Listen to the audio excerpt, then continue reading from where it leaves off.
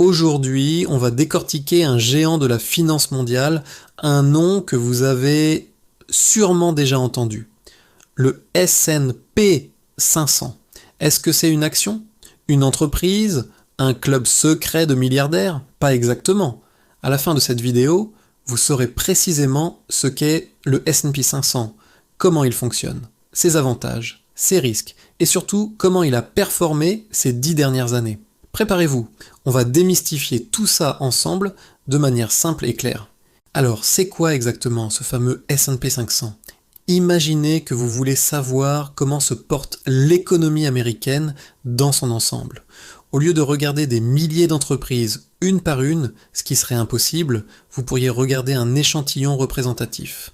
C'est exactement ça, le S&P 500.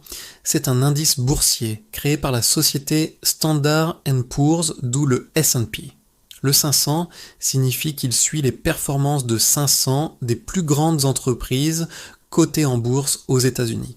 On y retrouve des noms que vous connaissez tous: Apple, Microsoft, Amazon, Google, Tesla, Coca-Cola. C'est un véritable baromètre de la santé économique des plus grosses sociétés américaines. Maintenant, comment ça marche concrètement? Ce n'est pas juste une moyenne simple des 500 entreprises. Le S&P 500 est un indice pondéré par la capitalisation boursière. Ça a l'air compliqué, mais c'est simple. Plus une entreprise est grosse, plus elle a de poids dans l'indice. Par exemple, une entreprise comme Apple, qui vaut des milliers de milliards de dollars, aura une influence beaucoup plus grande sur les mouvements du S&P 500 qu'une entreprise plus petite de l'indice. Si le cours de l'action Apple monte, il tirera l'indice vers le haut, bien plus fortement que si une plus petite entreprise faisait la même performance en pourcentage. C'est logique, l'indice cherche à refléter l'économie, et les géants comme Apple ou Microsoft pèsent plus lourd dans l'économie réelle. Alors, pourquoi est-ce que tant d'investisseurs s'y intéressent? Quels sont les avantages? Le premier, et le plus important, c'est la diversification instantanée. En investissant dans le S&P 500, vous ne mettez pas tous vos œufs dans le même panier. Vous misez sur 500 entreprises différentes, réparties dans tous les secteurs clés de l'économie: la tech, la santé, la finance, l'énergie, la consommation. Si un secteur traverse une mauvaise passe, les autres peuvent en compenser. C'est une règle de base de l'investissement pour réduire le risque. Le deuxième avantage, c'est la simplicité. Au lieu de passer des heures à analyser des centaines d'actions, vous pouvez simplement acheter un produit qui réplique l'indice. C'est ce qu'on appelle la gestion passive. L'un des moyens les plus populaires pour faire ça, c'est via un ETF, un Exchange Traded Fund. C'est un fonds qui détient les actions des 500 entreprises de l'indice et que vous pouvez acheter et vendre en bourse comme une simple action. C'est accessible et souvent avec des frais très bas. Troisième avantage, la performance historique. Sur le long terme, le S&P 500 a démontré une croissance impressionnante. Même en traversant des crises majeures, il a toujours fini par remonter et atteindre de nouveaux sommets. C'est un moteur de croissance puissant pour un portefeuille d'investissement à condition d'être patient. Enfin, c'est un investissement liquide. Vous pouvez acheter ou vendre vos parts d'un ETF S&P 500 très facilement pendant les heures d'ouverture du marché, ce qui n'est pas le cas pour d'autres types d'investissements comme l'immobilier par exemple. Mais attention, investir dans le S&P 500 n'est pas sans risque. Il faut être bien conscient des inconvénients. Le premier, c'est le risque de marché. Le S&P 500 reste un investissement en actions. Sa valeur monte et descend chaque jour. En cas de crise économique ou de récession, l'indice peut chuter de manière significative, parfois de 20, 30, voire 50% comme on l'a vu lors de crises passées. Si vous avez besoin de votre argent à court terme, vous pourriez être forcé de vendre à perte. C'est pourquoi on dit souvent que c'est un investissement pour le long terme. Deuxième risque, la concentration. Même si on est diversifié sur 500 entreprises, on a vu que l'indice est pondéré par la capitalisation. Actuellement, les 10 plus grosses entreprises, principalement des géants de la technologie, représentent une part très importante de l'indice, environ 30%.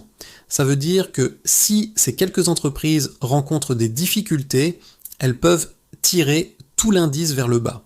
On est donc très exposé à la santé du secteur technologique américain. Un autre point, c'est le risque de change si vous n'êtes pas américain. Si vous investissez en euros, la valeur de votre investissement dépendra non seulement de la performance de l'indice, mais aussi du taux de change entre l'euro et le dollar. Si l'euro se renforce face au dollar, la valeur de votre investissement en euros diminuera, et inversement. Enfin, n'oubliez jamais que les performances passées ne garantissent pas les performances futures. Même si l'historique est excellent, rien ne dit que les 10 prochaines années seront aussi bonnes que les 10 dernières. Justement, parlons-en de ces 10 dernières années.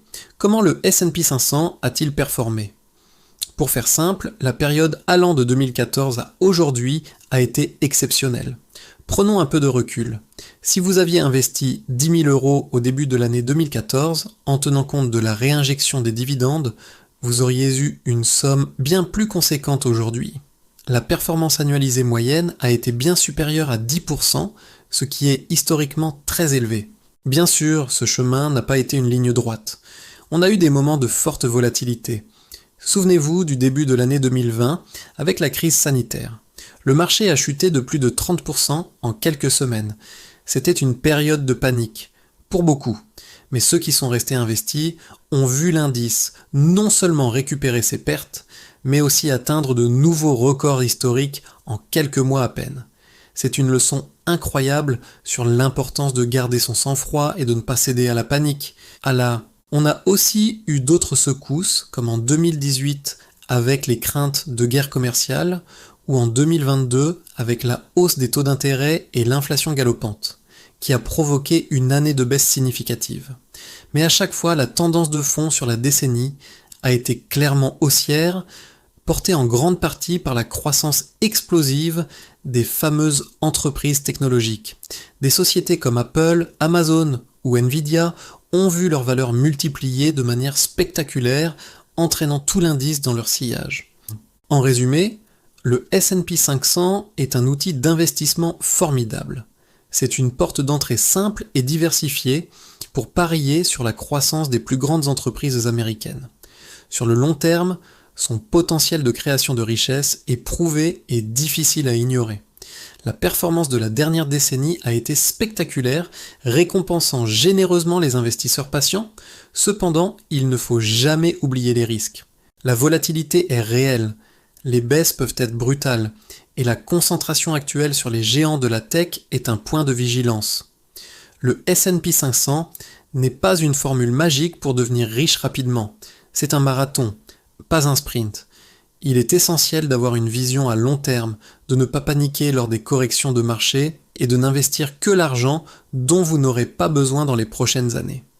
J'espère que cette explication complète vous a permis de mieux comprendre ce qu'est le S&P 500. Ce n'est plus un terme financier obscur, mais un concept que vous maîtrisez. Si vous avez des questions, n'hésitez pas à les poser dans les commentaires, je me ferai un plaisir d'y répondre. Merci beaucoup d'avoir regardé cette vidéo jusqu'au bout. Si elle vous a été utile, pensez à laisser un pouce bleu, ça aide énormément la chaîne à se développer. Et surtout, abonnez-vous pour ne pas manquer nos prochaines analyses sur le monde de la finance et de l'investissement. À très bientôt pour une nouvelle vidéo.